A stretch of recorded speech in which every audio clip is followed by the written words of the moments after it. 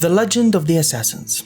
It was said that they were experts in the craft of murder, trained from childhood to use stealth and deceit, and that they were so devoted to their leader that they would sacrifice their lives for his slightest whim.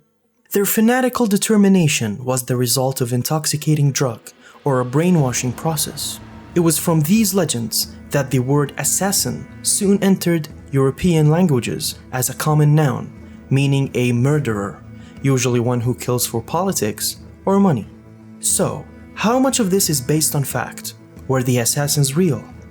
But before we get started, take a second and subscribe to the Endless Info channel and let us know in the comments below what you'd like to hear about next.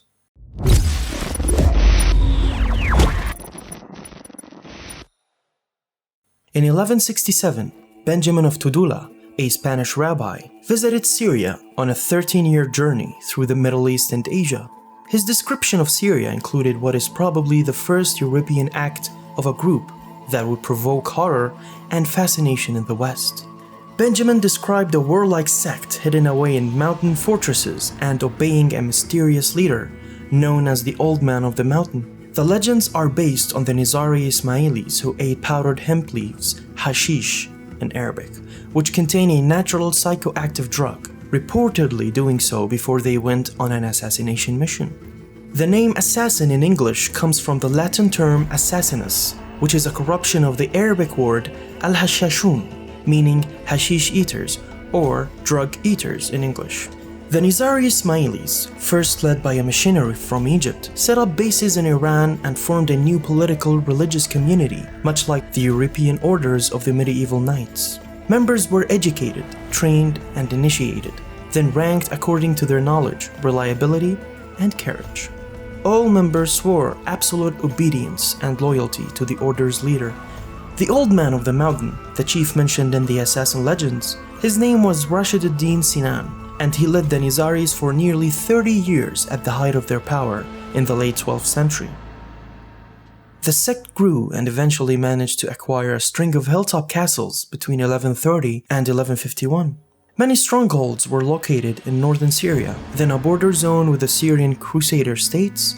These acquisitions included the fortress town of Masyaf in the Ornats Valley of Syria, which effectively became the Nizari capital of an assassin mini-state in Syria. By the 13th century, the sect had spread and there were Nizari Ismailis in Egypt, Syria, Yemen, southern Iraq, southwest Iran, and Afghanistan.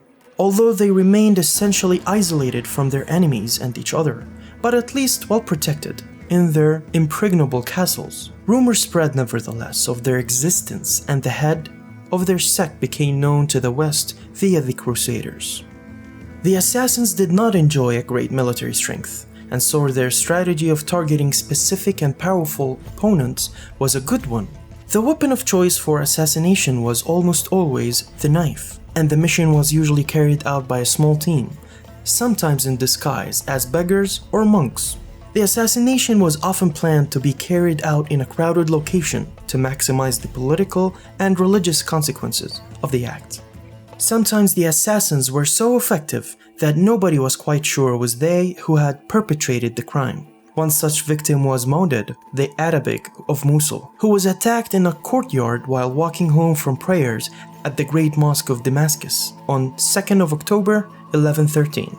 The single assassin approached the Arabic asking for alms and then grabbed his belt and stabbed him twice in the stomach. The assassin was caught, beheaded, and his body burned, but it was only a suspicion that he had been sent by the Nizari Ismailis. This is it for part 1. I'll catch you in part 2 on our next episode on Sunday. Thank you for watching.